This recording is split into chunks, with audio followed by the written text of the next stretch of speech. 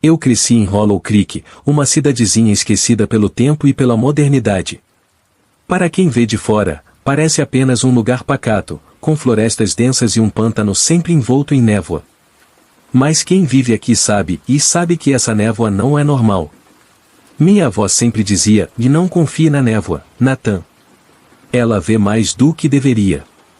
Quando eu era criança, achava que era apenas uma dessas superstições de gente velha. Mas depois da última noite de lua cheia, eu queria ter escutado. Tudo começou quando Amélia, uma jornalista, chegou à cidade. Ela estava investigando os desaparecimentos que acontecem há décadas por aqui. Era sempre a mesma coisa, em noites de lua cheia, a névoa surgia, e alguém desaparecia. Eu nunca acreditei muito nessas histórias, achava que eram coincidências ou pessoas fugindo dessa vida sem graça. Mas Amélia tinha outra ideia, e eu, na minha teimosia, resolvi ajudá-la a provar que estava errada. A gente foi até a biblioteca da cidade, um lugar que parecia congelado no tempo.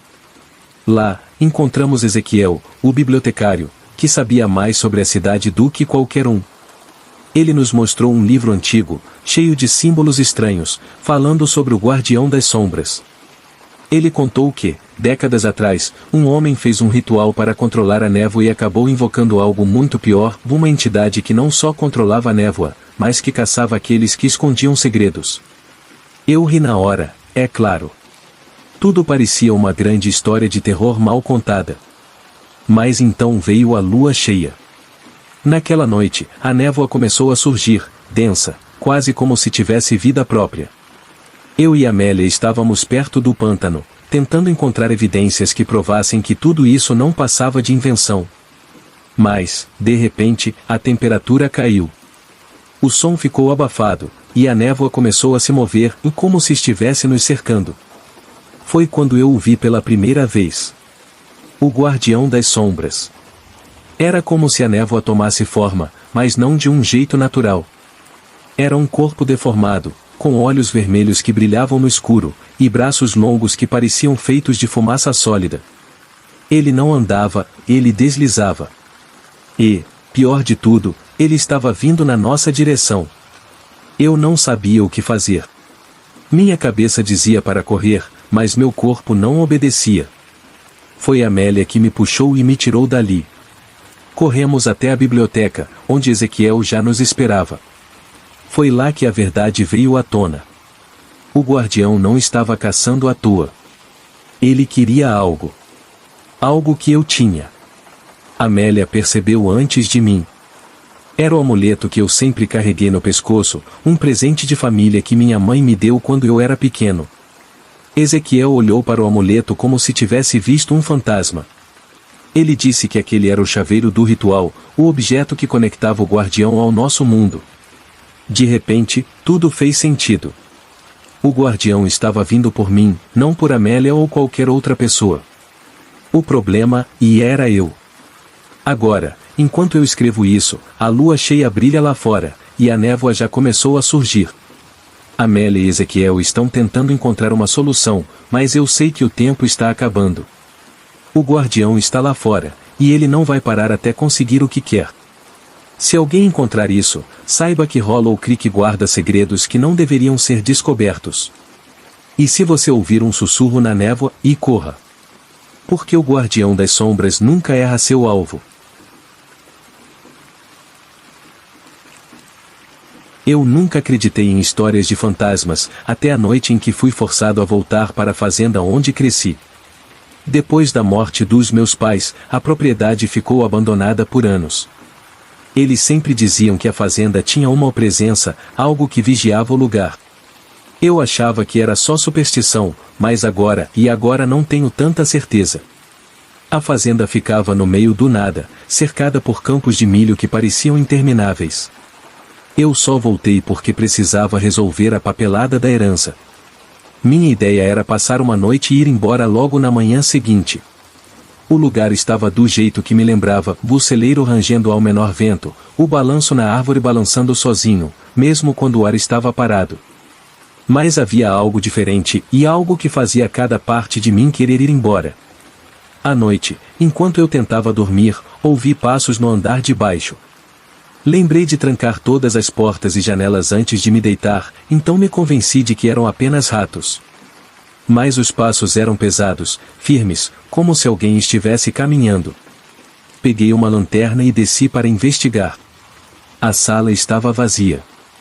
O silêncio era quase ensurdecedor, mas tinha algo errado. A porta da cozinha estava aberta, balançando lentamente. Eu sabia que a tinha fechado. A luz da lanterna iluminou o chão, e vi marcas de pegadas, mas eram pegadas descalças, com lama fresca, como se alguém tivesse vindo do lado de fora. Segui as marcas até a porta dos fundos e olhei para fora. Os campos de milho estavam imóveis, mas parecia que havia algo entre as fileiras. Algo grande. Minha lanterna não alcançava tão longe, mas eu juro que vi o brilho de 2 olhos entre as plantas. Olhos que me observavam. Voltei para dentro e tranquei a porta, tentando me convencer de que estava imaginando coisas. Sentei à mesa da cozinha, tentando me acalmar, mas foi então que ouvi sussurros. Baixos, quase inaudíveis, mas claramente vindos do lado de fora. Subi correndo as escadas e tranquei a porta do meu quarto. O som dos sussurros parecia ficar mais alto, como se alguém estivesse chamando meu nome. Fiquei ali, sentado no canto do quarto, até o amanhecer. No dia seguinte, decidi que era hora de ir embora. Não valia a pena ficar mais 1 minuto naquele lugar. Mas quando saí para o carro, percebi algo que me fez congelar. As fileiras de milho estavam mais próximas da casa. Eu não tinha notado isso antes, mas agora era óbvio. Era como se o campo estivesse se aproximando, cercando a fazenda. Corri para o carro e entrei, mas o motor não pegava. Meu coração estava disparado, e foi então que vi pelo retrovisor uma silhueta saindo do meio do milho. Alta, com braços longos e magros, e um rosto que parecia errado, como se fosse algo tentando imitar um ser humano, mas falhando miseravelmente. A figura começou a se mover na minha direção, mas não andava como uma pessoa. Era irregular, como se seus ossos estivessem quebrados. Eu saí do carro e corri para o celeiro, meu último recurso.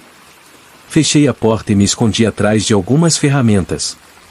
Lá dentro, o cheiro de ferrugem e madeira podre era sufocante. Os sussurros começaram novamente, mas agora estavam dentro do celeiro. Não sei como, mas ele estava lá comigo. Eu vi a sombra se movendo pelas frestas da madeira. Não lembro muito bem do que aconteceu depois. Quando acordei, estava deitado no meio do campo, com o sol brilhando alto. Não havia sinais da criatura, mas ao meu redor, o milho estava completamente queimado, como se tivesse sido consumido por algo. Fui embora naquela manhã e nunca mais voltei. A fazenda continua lá, abandonada, mas dizem que à noite, ainda é possível ouvir os sussurros nos campos. Se um dia você passar pela fazenda dos Miller e ouvir seu nome vindo do meio do milho, não pare. Apenas continue andando e reze para que não seja tarde demais. Relato encontrado em um gravador no celeiro da fazenda Miller.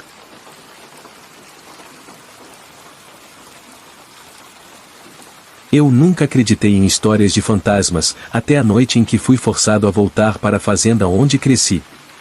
Depois da morte dos meus pais, a propriedade ficou abandonada por anos. Eles sempre diziam que a fazenda tinha uma presença, algo que vigiava o lugar. Eu achava que era só superstição, mas agora não tenho tanta certeza. A fazenda ficava no meio do nada, cercada por campos de milho que pareciam intermináveis. Eu só voltei porque precisava resolver a papelada da herança. Minha ideia era passar uma noite e ir embora logo na manhã seguinte. O lugar estava do jeito que me lembrava, o celeiro rangendo ao menor vento, o balanço na árvore balançando sozinho, mesmo quando o ar estava parado. Mas havia algo diferente, e algo que fazia cada parte de mim querer ir embora. À noite, enquanto eu tentava dormir, ouvi passos no andar de baixo. Lembrei de trancar todas as portas e janelas antes de me deitar, então me convenci de que eram apenas ratos. Mas os passos eram pesados, firmes, como se alguém estivesse caminhando. Peguei uma lanterna e desci para investigar. A sala estava vazia. O silêncio era quase ensurdecedor, mas tinha algo errado. A porta da cozinha estava aberta, balançando lentamente. Eu sabia que a tinha fechado. A luz da lanterna iluminou o chão, e vi marcas de pegadas, e mais eram pegadas descalças, com lama fresca, como se alguém tivesse vindo do lado de fora. Segui as marcas até a porta dos fundos e olhei para fora. Os campos de milho estavam imóveis, mas parecia que havia algo entre as fileiras. Algo grande. Minha lanterna não alcançava tão longe, mas eu juro que vi o brilho de 2 olhos entre as plantas. Olhos que me observavam. Voltei para dentro e tranquei a porta, tentando me convencer de que estava imaginando coisas. Sentei à mesa da cozinha, tentando me acalmar, mas foi então que ouvi sussurros. Baixos, quase inaudíveis, mas claramente vindos do lado de fora. Subi correndo as escadas e tranquei a porta do meu quarto. O som dos sussurros parecia ficar mais alto, como se alguém estivesse chamando meu nome. Fiquei ali, sentado no canto do quarto, até o amanhecer. No dia seguinte, decidi que era hora de ir embora. Não valia a pena ficar mais 1 minuto naquele lugar. Mas quando saí para o carro, percebi algo que me fez congelar. As fileiras de milho estavam mais próximas da casa. Eu não tinha notado isso antes, mas agora era óbvio. Era como se o campo estivesse se aproximando, cercando a fazenda. Corri para o carro e entrei, mas o motor não pegava. Meu coração estava disparado, e foi então que vi pelo retrovisor uma silhueta saindo do meio do milho. Alta, com braços longos e magros, e um rosto que parecia errado, como se fosse algo tentando imitar um ser humano, mas falhando miseravelmente. A figura começou a se mover na minha direção, mas não andava como uma pessoa. Era irregular, como se seus ossos estivessem quebrados. Eu saí do carro e corri para o celeiro, meu último recurso. Fechei a porta e me escondi atrás de algumas ferramentas. Lá dentro, o cheiro de ferrugem e madeira podre era sufocante. Os sussurros começaram novamente, mas agora estavam dentro do celeiro. Não sei como, mas ele estava lá comigo.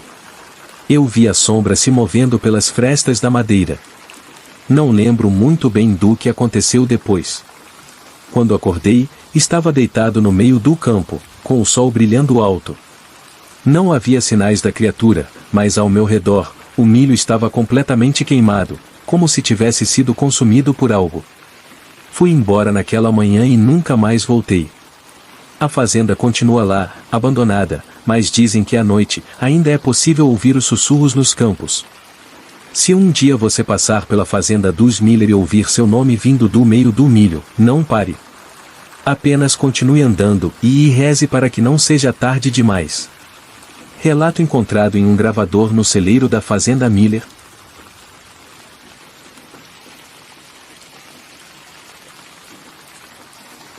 Eu sempre preferi viajar à noite. O silêncio, a tranquilidade e parece que o mundo desacelera e tudo fica mais fácil de processar. Naquela noite, peguei o último trem de volta para casa. Eram quase 23 horas, e a estação estava praticamente vazia. O trem estava velho, com bancos rangendo e janelas embaçadas, mas era funcional, e eu só queria chegar ao meu destino. Assim que entrei, percebi que o vagão estava quase vazio. Havia uma senhora de idade cochilando num canto e um homem com uma mala grande sentado perto da porta. Escolhi um assento no meio do vagão e me acomodei. O trem começou a se mover com um rangido metálico, e eu fechei os olhos, deixando o balanço suave me embalar. Mas não demorou muito para eu perceber algo estranho. Quando o trem parava em uma estação, ninguém entrava. Eu olhava para fora e as plataformas estavam desertas, iluminadas apenas por luzes bruxuleantes. Mesmo assim, o trem seguia em frente, como se estivesse vazio. Na terceira parada, algo mudou. O homem com a mala se levantou e começou a caminhar pelo corredor. Ele tinha um jeito esquisito de andar, como se estivesse mancando, mas ao mesmo tempo parecia deliberado, calculado. Ele passou por mim sem dizer nada, mas senti um calafrio subir pela minha espinha. Seu rosto estava parcialmente coberto por um chapéu, e o pouco que vi parecia errado. Eu tentei ignorar e olhei pela janela. A paisagem lá fora era de uma escuridão absoluta. Não havia postes de luz, casas ou mesmo árvores visíveis. Era como se o trem estivesse passando por um túnel interminável, embora eu soubesse que não havia túneis naquela linha. Quando olhei de volta para o vagão, percebi que a senhora de idade não estava mais lá. A poltrona onde ela estava sentada estava completamente vazia. Pensei que talvez ela tivesse descido na estação anterior, mas eu não tinha ouvido nenhum som de portas abrindo ou passos.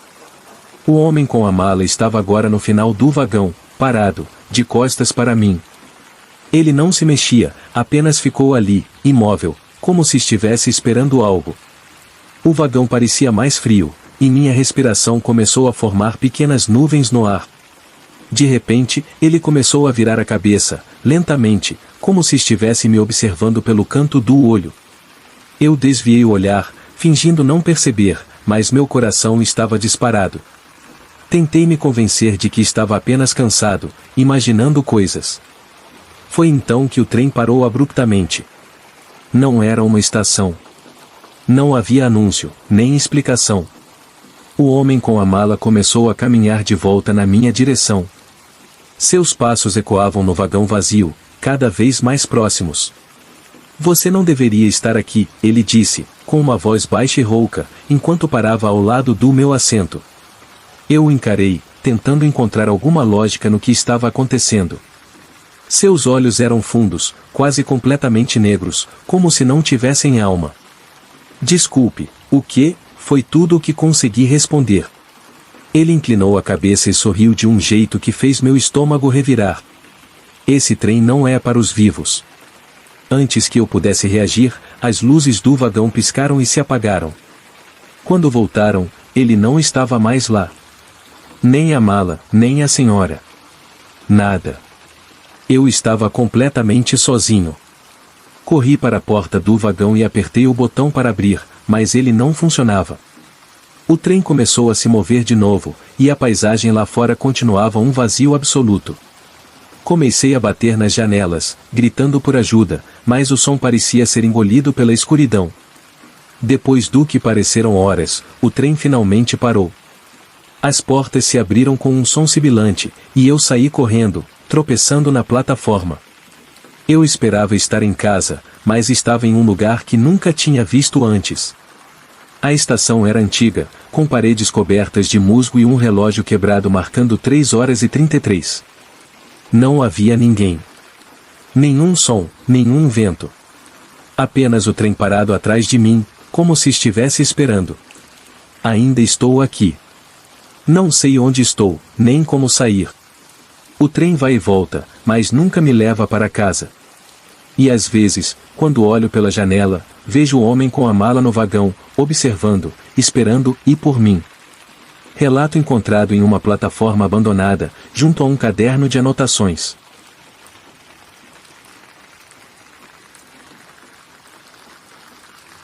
Eu sempre achei que herdar a casa da minha tia-avó seria um presente. Ela sempre foi excêntrica, do tipo que colecionava coisas antigas e vivia em um casarão isolado na montanha. Quando ela faleceu, me deixou a casa com tudo dentro.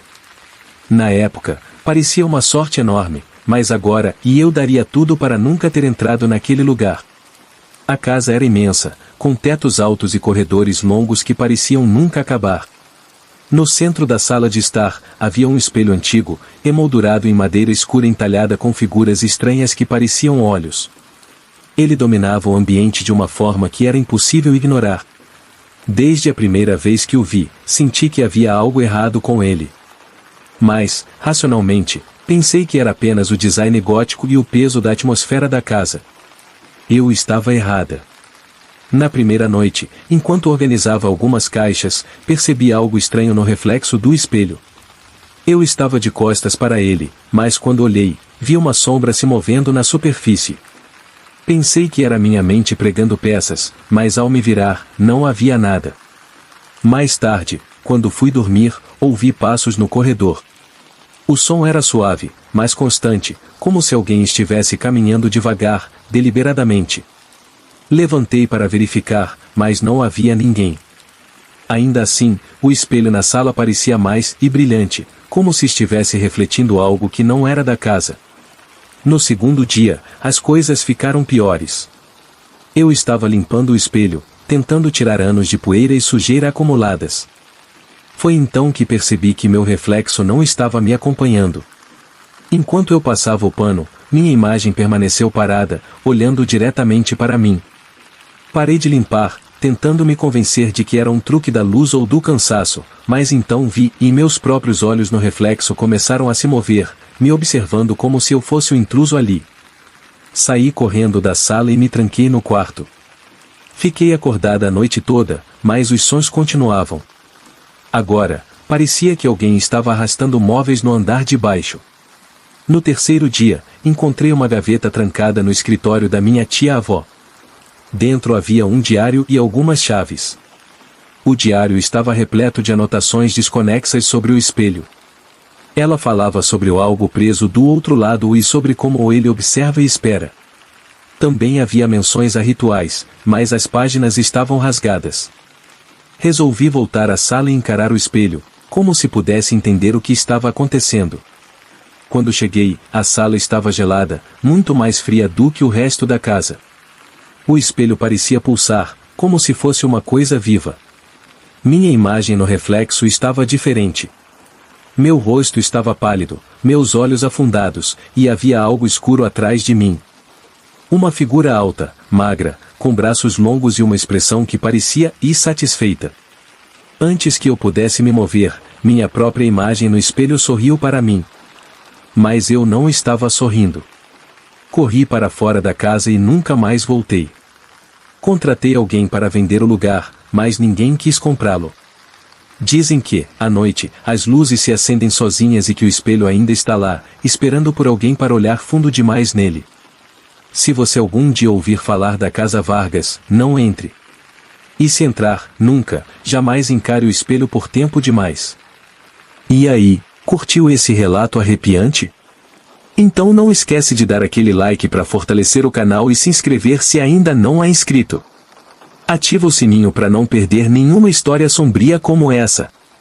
E deixa nos comentários qual seria a sua reação se estivesse no lugar do protagonista. Até o próximo mistério, e cuidado com o que pode estar te observando.